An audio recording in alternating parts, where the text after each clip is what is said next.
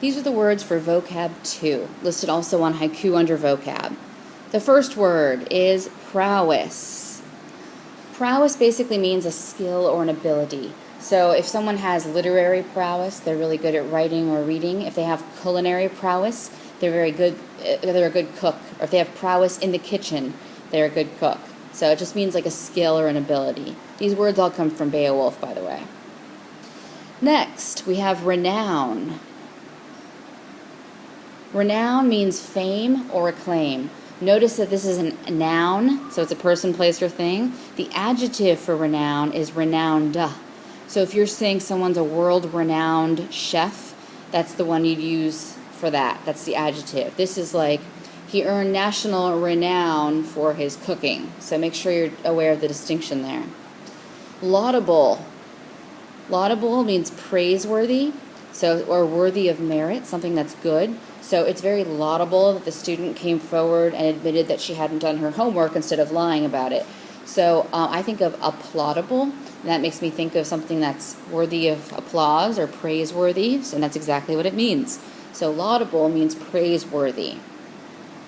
Next we have hoard. Hoard can be a noun or a verb, but here we'll probably use it as a noun. So it's like a stockpile of something. So Ariel in The Little Mermaid, she had a whole hoard of human treasures in her little cavern.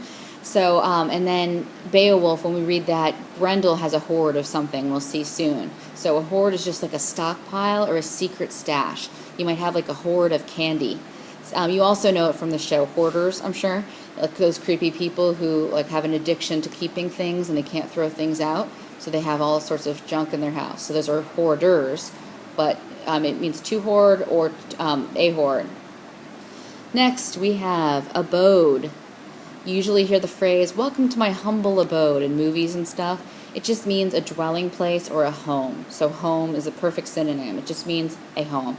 So if someone's abode is, down the street, that just means their home is down the street. But usually you'll hear it in a phrase, "Welcome to my humble abode." Next we have avenge. So this is like revenge, but it's just a different kind of form. So to avenge something is to get revenge for something. So for instance, if your best friend was betrayed and you went to avenge her betrayal, you were trying to get revenge for her betrayal. So a synonym would be to retaliate or to take revenge for. So if you watch Revenge the show, Emily is trying to avenge her father's tragic death by, getting back at the people who made him die. Next, laden. If something is laden, it means it's weighed down or loaded down or full of. So a boat may be laden with treasure, or somebody, like poetically, may be tear-laden, meaning they're full of tears and they're weighed down with tears.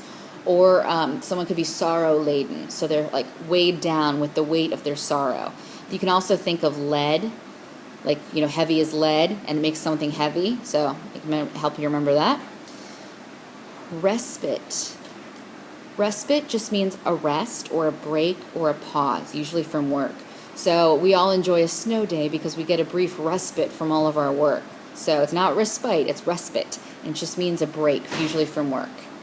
Assuage means to lessen, to soothe, or relieve. So in order to assuage someone's anger, or usually it's grief, but to assuage their grief, you might offer them, a comforting hug or some words of solace. So assuage just means to soothe or to relieve. Prudent. If someone is prudent, they're very careful and they're very wise and circumspect. They cross all their T's, they dot all their I's. You might remember from Deliverance Dane, prudence was a name. So prudence is the noun form. Of course, this is an adjective. So somebody may be prudent, but they may demonstrate prudence if they're very careful about things. They look before they leap. Scathing. Scathing is usually referring to a letter or an email or a review, something written, but it means nasty or critical. So if you get a scathing review of your book, it's not a good thing. Or if you get a scathing email from your teacher, that means they're very angry and it's very harsh and nasty. So just think of harsh, nasty, critical, a scathing letter. Unfettered. If someone is unfettered, that means they're unshackled or free. So literally fetters are chains. So if someone's unfettered, they're unchained. So, a slave in a slave narrative, an American might have written about being unfettered after years of servitude. Gallant. Gallant means brave or noble.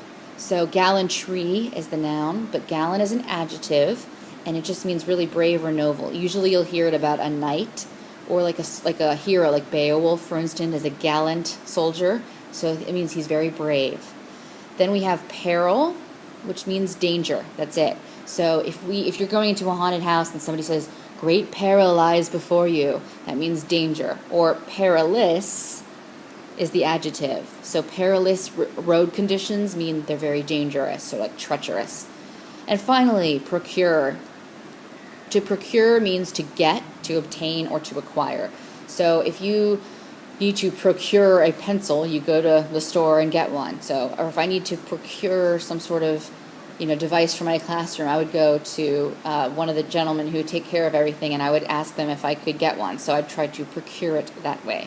So those are the words for vocab number 2.